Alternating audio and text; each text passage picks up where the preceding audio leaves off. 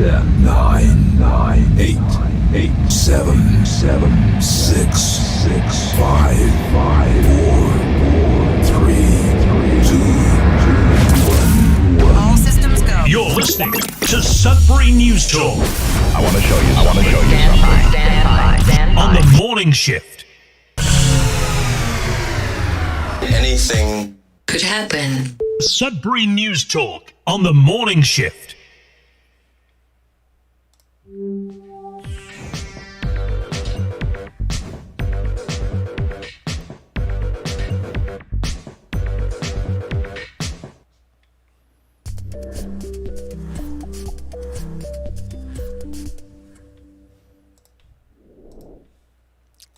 Good morning, everyone. Welcome to Sudbury News Talk on the morning shift. I'm AJ Walsh. Glad to be here with you. Thankful that you're here with us. We're live on CKLU 96.7 FM on the radio. We're also streaming live at cklu.ca on CKLU's website. You just click on the Radio Player Canada app. You can stream us. If you download it, you can take us with you and listen to us anywhere, anytime on your favorite device. There's other apps as well, radio apps, where you can listen to CKLU online.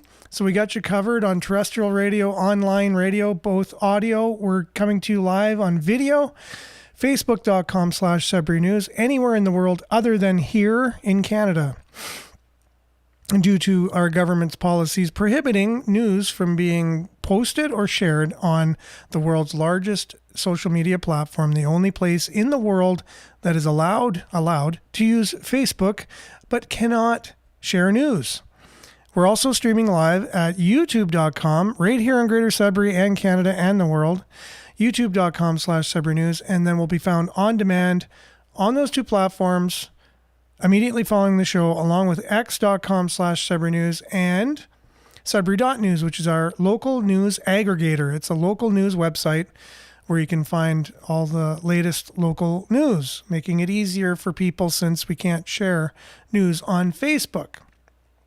And no one's talking about it. No one cares in the media because they're being paid to not care.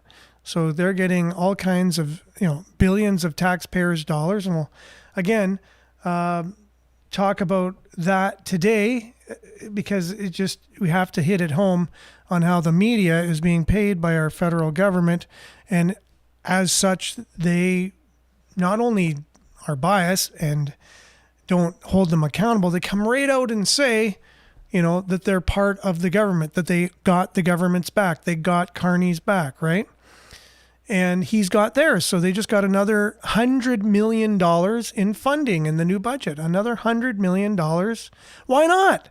You got to keep paying the people to do your bidding, right? Just like you got to pay off judges, you got to pay off police, you got, if you're in the mafia, you have to pay off the politicians. Well, in this way, it's reversed. The politicians are paying off the media, paying off corporations, by giving them corporate welfare. It's just kind of reversed now. But it is what it is. It's the world we live in. We'll have a little bit deeper dive into that a little bit later. Make sure to comment. We'll do our best to get your comments up on the screen for those watching, read for those listening, and then we'll dive in with a little bit of weather to begin. Then we'll be back with local news headlines. Interesting one I want to cover is that the local police are not going to be going through with the federal government's gun buyback program. Our local police are not going to be doing that. So that's interesting. We'll talk about maybe some reasons for that and some other local stories, and then we'll do our deep dive into media bias. And there's a kind of a funny video too where Mark Carney's being roasted by the media at one of their conventions in November, and the video basically didn't come out until just recently. But yeah, they're basically calling out the elephant in the room and calling it as it is. And we'll have a little look at that and a listen to that after the local news. We'll be back right after this with our weather.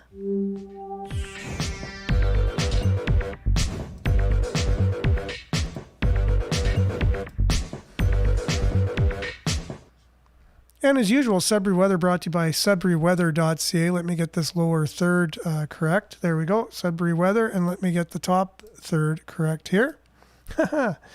So currently it is minus 20 degrees. Yes, it is, with the wind chill, minus 27. So overnight, it's not getting any milder anytime soon, or it hasn't been. The forecast has been showing that it would be, but it's not. And so today we can expect it to be sunny. Is that true? Okay, sunny, becoming a mix of sun and cloud in the morning. Okay, that makes more sense. High of minus 10, wind chill minus 27 in the morning, minus 17 in the afternoon. Tonight, mainly cloudy. Low of minus 20, wind chill minus 18 in the evening, minus 26 overnight. Again, very cold overnight. Tomorrow, becoming cloudy in the morning with a 40% chance of flurries in the afternoon, like we need any more flurries. High of minus 9, wind chill minus 27 in the morning, minus 15 in the afternoon. And then again, overnight, very cold. Again, it seems to be just the thing. The mid minus 20s overnight. It's going to be, it has been, it will be the case. So every time you get up in the morning, it's freezing cold, no matter what. That's your Sudbury weather. Well, first of all, the forecast for the next couple of days. Thursday, 40% chance of flurries, high of minus 9, minus 6 periods of snow on Friday, minus 17 and sunny on Saturday, minus 15, 40% chance of snow on Sunday. Monday is minus 11 with a 30% chance of snow. Tuesday, minus 7 with a 40% chance of snow. And here we thought we weren't getting any precipitation anytime soon, and that has changed on a dime, and now we're getting more snow, because why not? We live in Sudbury, and that's your Sudbury weather, brought to you by sudburyweather.ca. We'll be back with news headlines, your comments, and more right after this.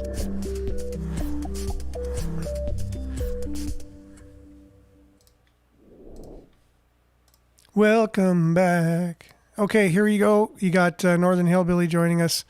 No, you got Belinda first. Belinda's here, ready to grace us with a positive statement of the day. Good morning. Forgive yourself for not knowing earlier what only time could teach you, right? So we do things because we don't know any different sometimes. And so you got to forgive yourself. That's about as easy as you can put it. So forgive yourself is the hardest thing to do. Sometimes forgiving others is hard enough to do, but it's easier than forgiving ourselves half the time. Remember to forgive yourself as well for things that you really couldn't have known any better at the time. And now you know, and now you're better for it. Okay, good morning. Hazel, prayer emoji, much needed, much appreciated. And it's interesting that the prayer emoji did not come up on the screen. Do you notice that? It's in the comments, but it's just good morning, ... It doesn't have the emoji in the comments when I put it up on the screen. I don't know what that means. I don't know why that is, but that's very interesting. But someone else could have 2-3 lines of comments with emojis and they come in. Not sure what's going on there. Homestead Trad Wife, good morning to you. And Larry, good morning, fellow Canadians. And I'm not able to pronounce Mushahal, but good morning from a far off distant land, it looks like. And it says Tavistock. Oh, Marion. Okay, that's a lot easier to pronounce. Okay, sounds good. Yes. Marion. From Tavistock. Okay, perfect. Thanks for joining us, Marion. I'm sorry for it. My eyes aren't the greatest. I apologize. I know it's frustrating for people to watch. Northern Hillbilly. Late to the party. Good morning. And no problem. Vin, good morning to you. And yes. Censoring papers, please. That's the country we're moving into. And you are, oh, well, I appreciate that. I wouldn't consider myself real news, but hey, I think to the point of somebody just inquiring and asking questions and trying to drill down to what's really happening, I think that's real news to me, right? Just wanting to know the truth, questioning. Now, if I was out and about a little bit more, and if I had some resources to be able to do this on a full-time basis, possibly I could be a real journalist, a real news, more than what I'm able to do here. I would want to do that. I know a lot of people are frustrated, like, give the sources, give all the things that we're used to news doing. And well, yeah, no, I'm here doing this in the mornings. I get ready 15 minutes before the show. I have websites that my news aggregator I go to for the local news headlines. We're learning about them on the fly together. We talk about them. You guys comment. I comment. We're kind of getting together at our favorite morning beverage place and chatting online. You know, we're virtually doing that. We're just chatting about stuff that we're interested in that's going on in the news, right? Brian, good morning to you, Sudbury Patriots. And it is like 1984, for sure, the world we live in today. If you haven't seen the movie, read the book, it's a hard watch because it should be remade. That's my own point of view. 1984 should be remade, like by someone who actually knows and actually can show it to what it is today. Just make a modern 1984 so people can really see what they were telling us back in the 1930s. Canadians are starving. Homestead trad wife, for sure. Bribery used to be illegal. Yes, but you know what? When I was in college, you had this website that would tell you, it's the crime index kind of thing of different countries, and it tells you which countries have the least amount of crime, and it gives you a score. Well, the countries that were the government, where you can go in and do business and you had to pay off people like the government, like the mafia, they got low scores. But now Canada's turning into that. Everyone's palms have to be greased along the line. And we have such a criminal element inside Canada right now. It's proven. You have so many factions. You have the cartels. You have the Chinese mafia. You have just, corporate mafia, all kinds of things, all layers of crime in Canada. It's allowed to run rampant, and we're going to see the fruits of it. We're becoming like the number one place to make the harshest drugs and then bring it into the United States, even more than Mexico. We make more in Canada than they do in Mexico. And then we transport it to the States from here. It's true. It just, the reputation hasn't caught up yet because it's a newer type of thing within the last 10 years. So you wait till that comes out more and more. We manufacture more heavy drugs here in Canada and export it than Mexico. The cartel has come here because we've made a climate, we've made a governmental, legal climate where they can get away with these things. Everyone's paid off. I've been saying this for years, and in handing off paying off money, for sure, pay off money. It's everywhere. It's not just Montreal. The Fed can dispute anyone to do the buyback. That's right. Deputize anyone? The Fed can deputize anyone to do the buyback. We'll get into that in a second here as we cover the local stories. And Larry said Sudbury is a good example of payoffs. Yeah, I think every city is. I think that's the way we do business in Canada now. The bankster mafia run everything. Yep. I think the mafia merged into the government in the 1960s after the death of the Kennedys. JFK and Robert Kennedy.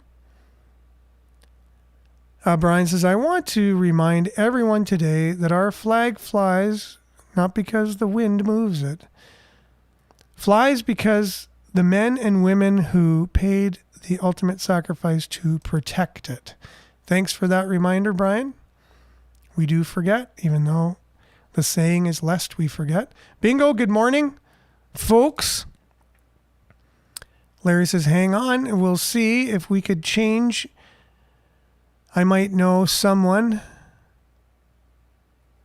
in HSARP. Interesting. I'm not sure what that acronym stands for. Let me just see if these emojis are showing up here. Yeah.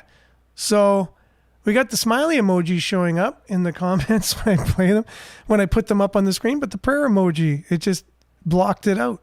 I wonder if that's telling of things to come. I think it is. Monique, good morning to you. And good morning to Ronald is on this morning. Good morning to you, Ronald. Thanks for being on. Miles is here. Good morning. Is this comment showing? Because my first comment didn't come on your screen.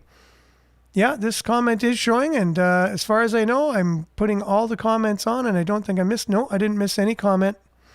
Going through them all. And continuing. Ronald says, election 2026 will get ugly. It will. And speaking of that, we got Bob Johnston's phone up and running. So him and Tom Price will be on the show on Friday, much to the chagrin of many of the people in the city. Sleeping Giant is here. ICU, Miles Shields, 359. That's interesting. Okay. And Belinda says, show gives us a place to come together and try to figure out what's going on in today's world. Always wonderful insight from the viewers for sure. I learn a lot being on here every morning because it's just covering the news. So I have to kind of be on top of what's going on. And I like being current, even though it's painful sometimes. Yeah, it gives us a voice in Sudbury for sure. And there's something trying to shut us down, obviously. Sorry to break this to you guys, but Queen Romana is legit. Was in Ottawa to see the military install her myself on February 3rd, 2022 in Ottawa during the truckers' convoy. Yes, this is a thing. I'm kind of familiar with that. My mom talks about it, that there's a different kind of line of royalty that's really in power kind of thing. I'm not that up on it. I apologize. But yeah, I apologize for that.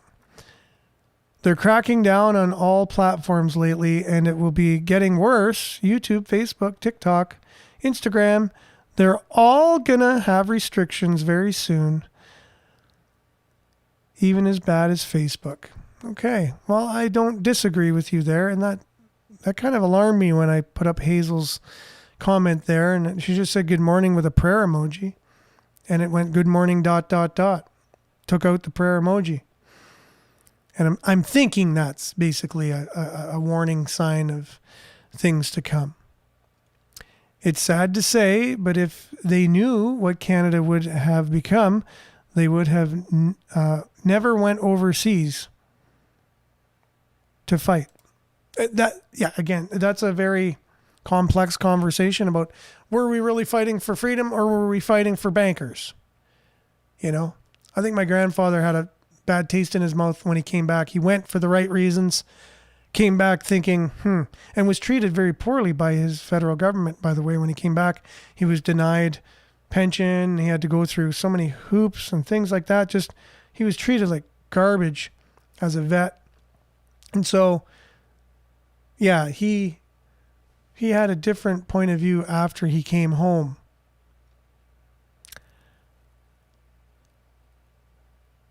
Okay.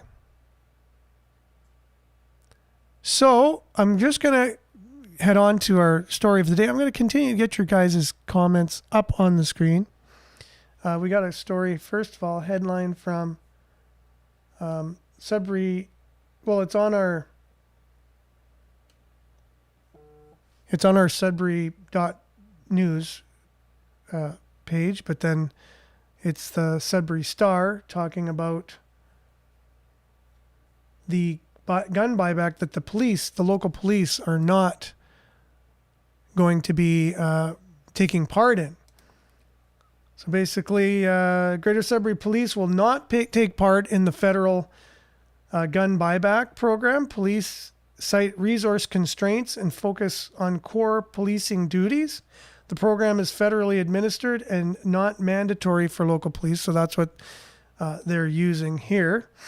The federal program aims to remove assault-style firearms from civilian circulation while allowing owners and businesses a legal way to dispose of them in exchange for compensation. And I heard that people brought in their guns and they weren't even getting compensated. I heard that. That's what one of our commenters said the other day.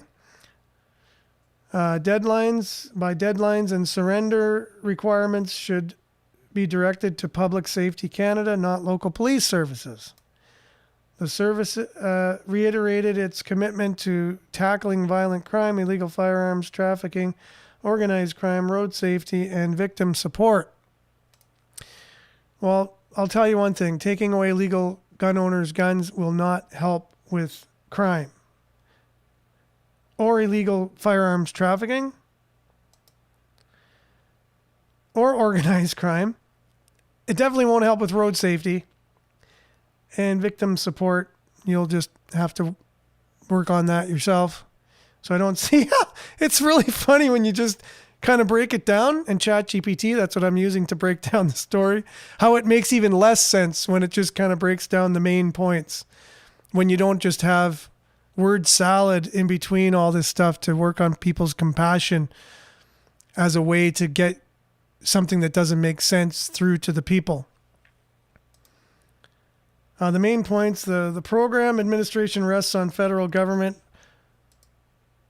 Sudbury Police will not answer program-specific questions. Police will continue prioritizing public safety and crime reduction. They're just doing their job. That's what they're going to focus on.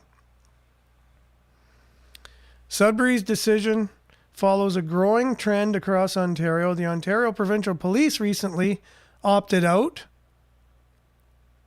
after consulting with provincial government, citing capacity issues. Other municipal services, including Sault Ste. Marie and North Bay, have also declined participation, pointing to staffing pressures and lack of clear operational framework for local police involvement. So the buyback program is part of Ottawa's broader firearm policy introduced after the 2020 ban of more than 2,500 models of assault-style firearms. And when you say assault-style, that's very ambiguous. You should see some of these firearms that are on this list. They are definitely not assault-style, but they're still lumped into that because that's what the government does, especially when they have an agenda. If you look at any communist country in the history, they get rid of the citizens owning firearms as part of the steps to becoming fully communist. So is that happening here? I don't know. Maybe it's not related, but we are getting towards every other way a communist country. So right now it's looking nice. Hey, we'll just buy back your guns. But making a list of 2,500 types, I didn't even know there was that many types of guns to begin with. Like, that's a lot to get on a list. Or what's their rationale for the 2,500?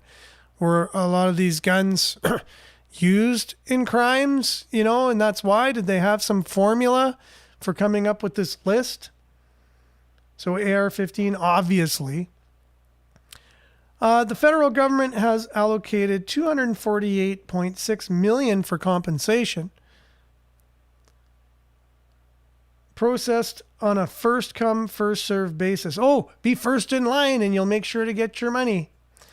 Owners must declare their intent to participate by March 31st, and all prohibited firearms must be surrendered or permanently deactivated by October 30th, 2026, or owners may face criminal charges. Right? So you'll, as a law-abiding gun owner, you will now be a criminal because they can just change the law. They will just change the law to make you a criminal. That's how easy it is. One stroke of a pen. Vink! You're a criminal now. Right? Papers, please. As Belinda said earlier. And good morning, Andrew. If other people were saying good morning along the way, and I missed you, I apologize. But thanks for being on the show, everyone. And that's the story today about the gun buyback and local police not wanting to participate in it. Now, you may say, what's real news? A lot of people, and someone commented that they look at this as being real news. And other people who consider mainstream news will laugh at that and say, how could this be mainstream news when it's not CBC, it's not CTV or Global or CNN? So, but mainstream news, is that real news? Like, what does that mean? Are they there to get to the bottom of real stories that we're interested in? And the answer is, it's up to the individual, right, to decide for themselves what they consider real news. To serve I have a video here that, kind of shows, and I know when I maximize it, the sound comes on and it starts playing for some reason. I don't understand why, but it is what it is, right? So is mainstream media real news? Like local news, you think, hey, everyone's local news is local. You got journalists out there getting the stories and you can trust them, right? Like you can trust local news. But there's one video, and I've played it before, it just kind of shows that that's not the case, that they read off a teleprompter. They're not the ones out there doing the stories. They're not the ones who are actually like investigative journalists out there getting the scoop, ambushing people and getting into the real story and risking their lives. And that type of journalist has gone now independent. And you have people like Rebel News, True North News, Moose on the Loose, you name it, Pleb. There's so many of them in Canada and in the States that's where they've gone now, because mainstream doesn't operate that way. And that's what, unfortunately, most of our, Canadian seniors rely on for their news, right? So an example here. This is the United States, but it also happens in Canada. Greatest responsibility is to serve our Treasure Valley communities, the El Paso, Las Cruces communities, Eastern Iowa communities, Mid-Michigan communities. We are extremely proud of the quality, balanced journalism that CBS 4 News produces. But we are concerned about the trouble in trying to irresponsible, one-sided news stories plaguing our country. The sharing of biased and false news has become all too common on social media. More alarming, some media outlets publish these same fake stories without checking facts first. The sharing of biased and false news has become all too common on social media. More alarming, some media outlets publish these same fake stories without checking facts first. Unfortunately, some members of the media use their platforms to push their own personal bias and agenda to control exactly what people think. And this is extremely dangerous to our democracy. See? And it's extremely dangerous to our democracy. This dangerous internet news that people rely on, right? But who's telling you that? It's the mainstream news that's telling you that. So a lot of times you'll say, oh, did you hear this? People say, where did you hear that? Where did you get that from? And then if you said, oh, it's Tucker Carlson. Oh, no, he's just, he's not real news. He's a conspiracy theorist. He's this, that, or the other.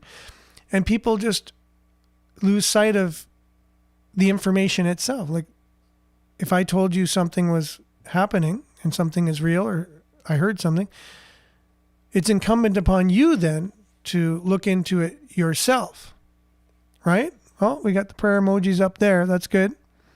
That's from Marianne. So for some reason, Hazel's prayer emojis weren't showing, but Marianne's is. So news can be, has been, always will be, bias. From here on in, too, there's like 6 corporations or less even that own the news organizations in the United States. And in Canada, The government owns the news, right? You don't need corporations owning the news because in government you have, and in Canada you have the government who owns the news, right? And Justin Trudeau joking about it here. You sometimes hear about liberal bias in the media these days, how they're constantly letting our government off the hook for no good reason. Frankly, I think that's insulting. It's clear that they let us off the hook for a very good reason, because we paid them $600 million. You don't get stellar headlines like these without greasing the wheels a bit. Right? You sometimes hear about liberal bias in the media these days, how they're constantly letting our government off the hook for no good reason. Frankly, I think that's insulting. It's clear that they let us off the hook for a very good reason, because we paid them $600 million. You know, everyone laughs. It's a joke, but it's true. And that these are these media conventions they have, national media. I forget all the titles of. They get together and they schmooze all the people in the media, and they all know each other and whatever. Even though one works for this organization or that organization, they've all come together. National press galleries, you know, things like that. They get together and they give speeches, and so they're like a one group of like-minded people who have the same kind of ideology, and they're paid to give the kind of news that their employer wants them to give, right? And you say, what? That doesn't make any sense, you know? And then just recently, this video, which was scrubbed from the meeting publicly, you know, this is the national. This is the CEO of Canadian Media Producers Association delivering a message here. Just recently, January 29th, you know, just coming out and saying it. This is what they do. And Prime Minister, know that every person in this room and the 180,000 people who work in this industry have your back, just as we know that you have ours. Yeah, we'll play that one again. And Prime Minister, know that every person in this room and the 180,000 people who work in this industry have your back, just as we know that you have ours. And so they just announced another $100 million in funding for the media in Canada, right? Because they're going to have to keep increasing the money, or else they'll eventually say, they keep saying, we want more money, or we'll tell on you because we'll actually start doing our jobs. Like, they don't have to come out and say it. It's just kind of known. It's known. You know, keep up doing our bidding for us. We're like, yeah, well, you know, that expenses are getting higher these days, you know. It's taking a lot more to keep people on the straight and narrow and not make them go off and do real journalism, you know. Well, how about an extra $100 million? Would that help out a little bit? Oh, okay, yeah, I think $100 million would do it. It's that simple, folks. It's really not that complicated. And so, how does the media really feel, though, about Mark Carney? Because they have these gallery things, these conferences, but they all know the real story. They all know the real stories that they aren't putting out there. And you know how they really feel. They know what they're really doing. And a lot of people say, what? That's not true. They adhere to the highest standards of journalistic integrity. That's what I was taught in school. And I tried telling the professor that even back then in 2018-ish, that wasn't happening from what I was seeing. I saw spin everywhere, and I saw it kind of really, really starting to change. There were real journalists in the industry, but they were getting less and less, and you can just tell the change, right? And so,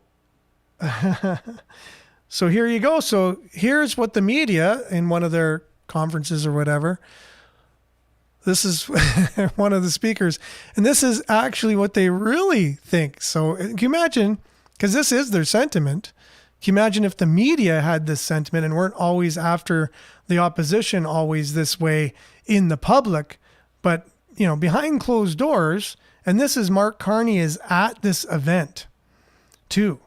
And he's getting roasted. And the media is basically saying, we know the real lay of the land, and just puts it in a comedic way. And Mark Carney does not have an easy time being roasted. You can tell he can't laugh at himself very easily. Anyways, you can tell for yourself here. I'm happy to see you here, Prime Minister. I'm happy to see you, Prime Minister. I'm very happy to see you. But I do find it a tad unnerving. Think about it. You went to see the Oilers. They lost. You went to see the Jays. They lost. You did the toss.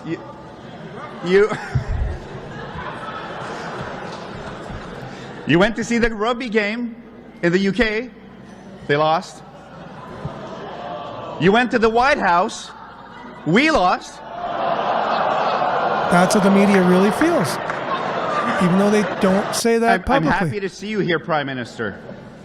I'm happy to see you, Prime Minister. I'm very happy to see you. But I do find it a tad unnerving. Think about it.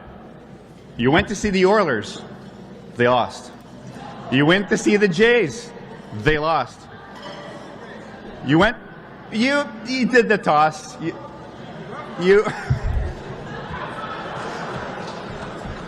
You went to see the rugby game in the UK. They lost.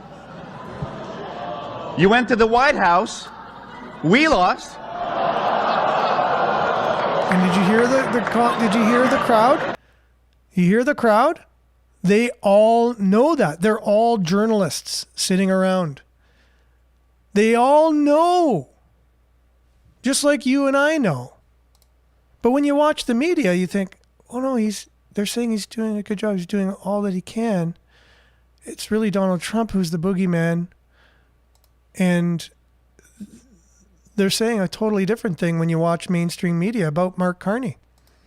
They're not saying this. If you had a journalist come right on and talk like that to Canadians, like David Cochrane, who's as slimy as they come, he's always defending. He might as well be an MP for the Liberal Party or a minister.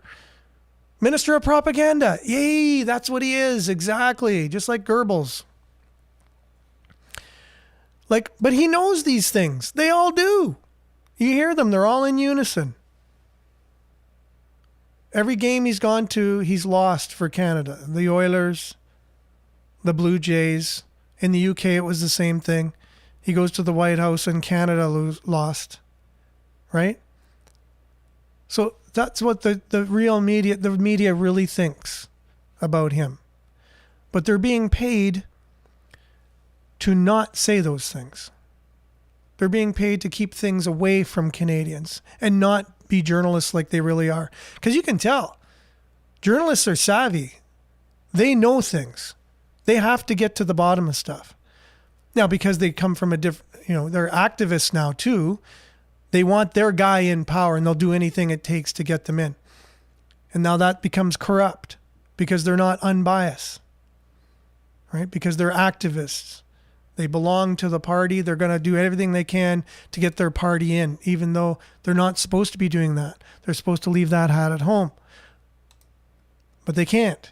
Now they're being paid to do it. So now, not only do you have more left-leaning people, 99.999% of people in that industry are left-leaning to begin with. And if you're conservative, you're an underground conservative. You can't say it. Or you'll get fired somehow. They'll find something. You can always find a reason to fire anyone. A police officer can find any reason to pull you over. They can find any reason to give you a ticket. There's so many laws out there. There's so many policies and companies. You can always find a legit reason to let someone go if you really want to. But that's how they really feel about our prime minister. So if you want what you're not seeing on mainstream media, but mainstream media, that's mainstream media who just spoke those words about our prime minister. It's all the time we got today. Thanks for being with us, everyone. We'll be back same time, same place, on the same platforms. God willing, tomorrow. Stay tuned now for Your Shot Daily on CKLU 96.7 FM. Remember to stay aware, like, share, take care, and we'll see you tomorrow. Ciao for now. Stay safe, everyone.